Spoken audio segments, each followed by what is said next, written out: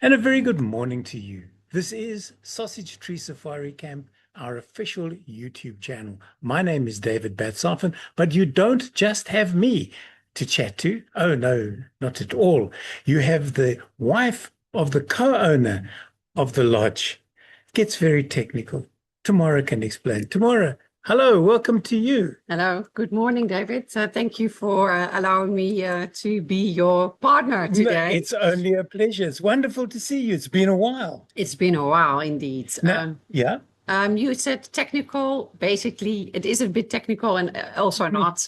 I'm part of the team. I'm married to Dion van der Ploeg, Right. who's my husband and co-owner in the lodge. And I'm also part of the reservations and back office team. Wonderful. Basically, my role is like that. Now, you're talking about teams. You were talking to me earlier before we started the recording about self-managing teams. Yes. What is that concept and how does it work at Sausage Tree? Well, I think to give you a bit of an example, self-managing teams in our concept is that we have everybody being and feeling responsible for the tasks that they do. And we don't really have a hierarchy within the team, which means that we are basically managing one another and each other when it comes to the tasks that we need to Right. do. Nice example for that, for instance, is our reservation team. That is Michelle, James, and myself. We've got very quick WhatsApp lines. And when it comes to working, we're actually managing our own time. So basically, Michelle and myself look at our schedules and say, listen, how or what do you prefer this week? And we literally manage the tasks, manage the work, and that's how we work. And that's within reservations, Right. but it's the same concept that we have with our front of houses. Also there, we actually work all together, no hierarchy, and everybody plays their own role. And if we need to converse or need to make decisions, then it's quick decision making and we do it all together. So we've got very, I would say, a flat company when it comes Right. to hierarchy, and a very quick company and a very responsible company when it comes to tasks and responsibility. So this is why we call it self-managing teams, because the front of house is doing it with each other. We've got a overlooping circle between reservations and our front of houses. And so there are many more of these type of teams within Sausage Tree. Well, that makes it wonderful for and easy, as you say, for decision making. Yeah. Taking accountability of the tasks at hand. Absolutely. And I know from chatting to guests at breakfast this morning, they're very impressed with the staff here. And what's not to be impressed about them? So well done to you and to the teams and everybody involved here at Sausage Tree. It's very impressive. It really is. Now, self-managing teams, yes, it works, but your guests don't see it. It just happens. It's like a duck on a lake. You see it swimming quietly while underneath those little feet are paddling away like mad. And that's exactly how it should be. But what I also wanted to talk to you about was the sound safaris that you offer. Yes. What are these and who can benefit from them? Sound safaris, David, I've been one of the lucky people that actually have booked myself a sound safari. So I've experienced them, and obviously I know what we are talking about. During COVID, we started with sound safaris as a concept. I call it a three-dimensional way of experiencing safaris. To explain it in simple words, we are very visual orientated. Sorry, as humans. Here comes my Dutch accent. And quite all right.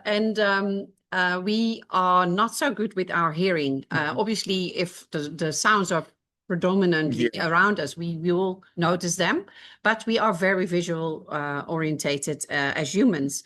And the wonderful part of Sound Safari is that you going out with a special microphone and even a hydrophone, depending on the season, if the water is high enough. And you will have an earset on and you will listen to your sound safari or to your safari. So besides having a visual look maybe of dwarf mongoose, you actually notice the interaction between those animals. So you hear them calling. You can hear that one maybe wants to go back to the nest, but he's scared because there's this big vehicle standing there. and you can actually hear the others making the same sounds to guide him back home. Okay. And that's basically a sound safari. The human ear is limited, obviously, with the range, what we can hear in terms of the high and the low sounds.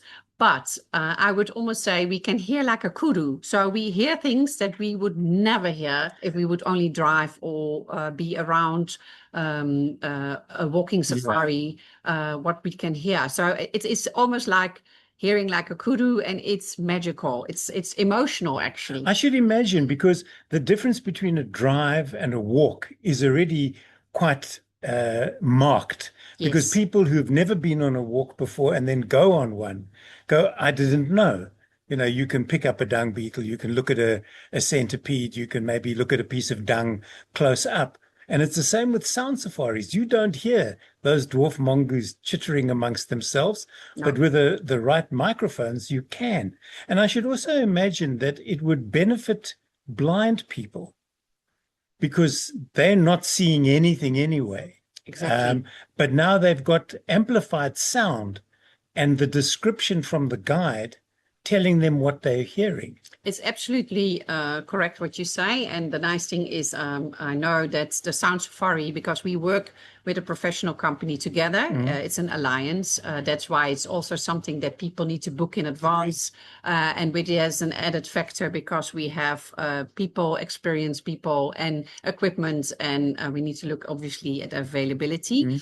But you're quite right, and the nice thing is that we work for many years with the same company that actually unrolled this whole concept, and they did a movie actually with Sound Safari and blind people. So there is actually a movie. I have to look up the title, but I can always give you that information later. If you tube Sound Safaris / blind perhaps, or non-sighted, then I'm sure it'll pop up. This is the beauty of the internet. You don't have to do anything. We've given you the hints and the tips.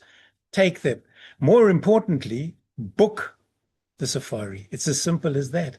And remember, is there before I say thank you, Tamara, is there a good season, a good and bad season for sound safaris, or we just hear different things at different times of the year? You know, you do see different times in the time of the year. I think what I would actually suggest is if you are an experienced safari goer, because I think this is the nicest thing if you do this when you are an experienced safari goer. Maybe have already 1 or 2 years in the pockets, because I don't think that many people really notice the difference. In the first safari of your life, you feel overwhelmed by what you see. And there are people that have done the sound safari the first time, but I would really say the experienced safari goer, give yourself that extra opportunity of this 3D safari experience. So no season, just do it. Yeah.